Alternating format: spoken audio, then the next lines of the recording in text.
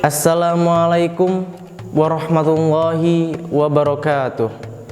Alhamdulillahilladzi arsala rasulahu bil huda wa dinil haqq yudhhirahu 'ala dini kullih wa kafa billahi syahida wa kafa billahi wakila, amma ba'du.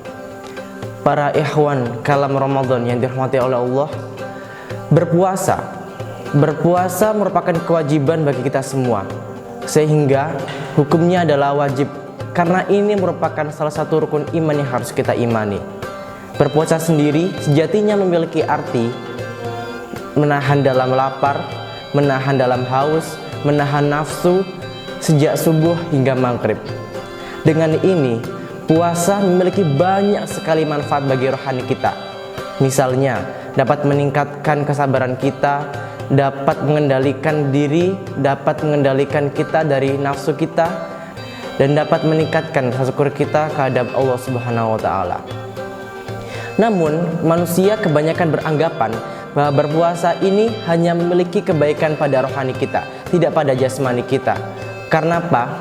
Karena pada saat kita puasa, nutrisi dalam tubuh kita ini berkurang dan kita mengalami dehidrasi, sehingga dapat disimpulkan bahwa berpuasa ini tidak membawa kebaikan pada jasmani kita. Padahal pada sebuah penelitian dipercaya berpuasa tidak hanya membawa kebaikan pada rohani kita, tapi juga dapat membawa kebaikan pada jasmani kita. Nah, pada episode Kalam Ramadan kali ini saya akan sedikit menguraikan tentang manfaat berpuasa menurut sains. Sahabat Kalam Ramadan yang dirahmati oleh Allah, sebelum kita mengetahui manfaat dari berpuasa menurut sains itu sendiri, lebih dahulu kita harus mengerti arti dari berpuasa itu sendiri. Dalam berbagai agama menyatakan bahwa berpuasa itu artinya menahan. Dalam bahasa Arab sendiri, berpuasa memiliki arti dua, yakni saum dan siam. Kebanyakan orang berpendapat bahwa berpuasa menurut saum dan siam ini merupakan satu kesatuan atau saling berikatan, yakni siam adalah jamak daripada saum.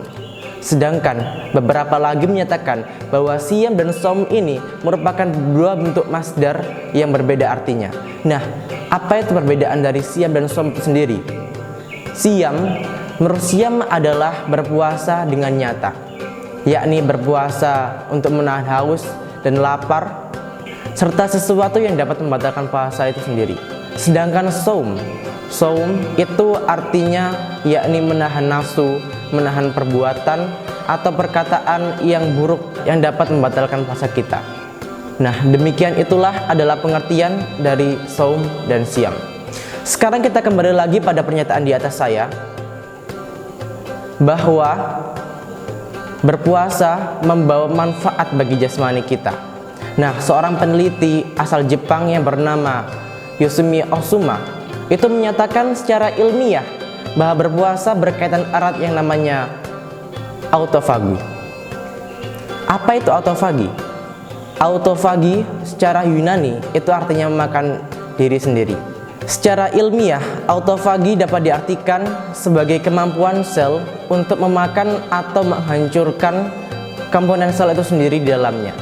Sehingga di sini autofagi berperan penting bagi tubuh kita sendiri, yakni mekanisme autofagi untuk mengontrol fungsi-fungsi fisiologis dalam tubuh kita sendiri.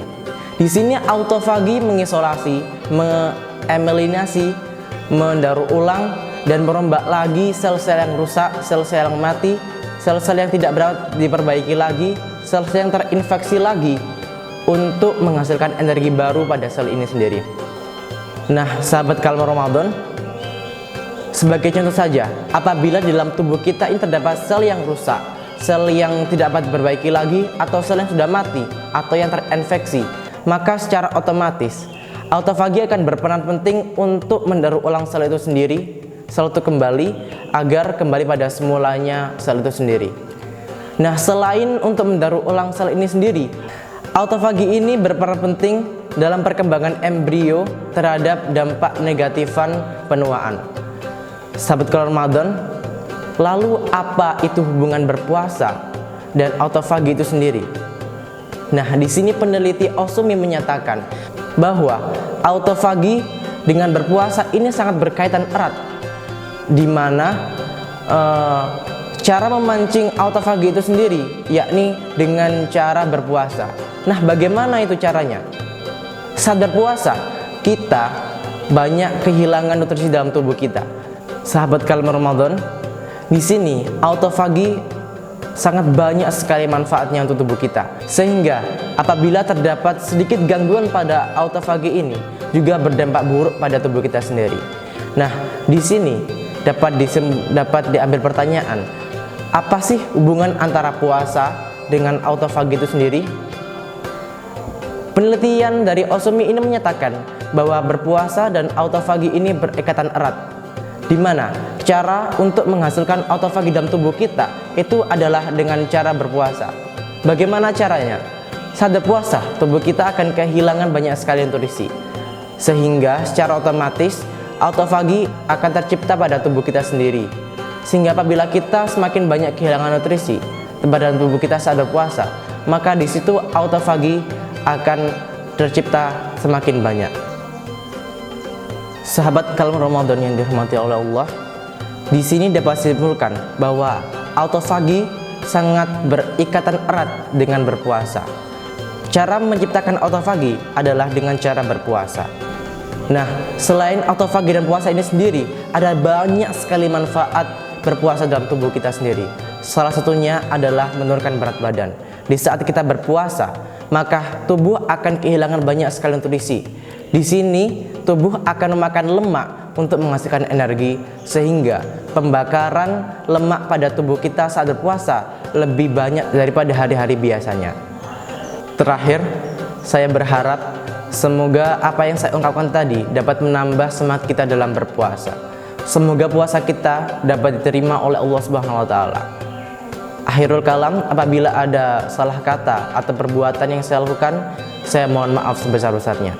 Nun wal qalami wa ma yasturun. Wallahu wafiq ila aqwamit thoriq. Wassalamualaikum warahmatullahi wabarakatuh.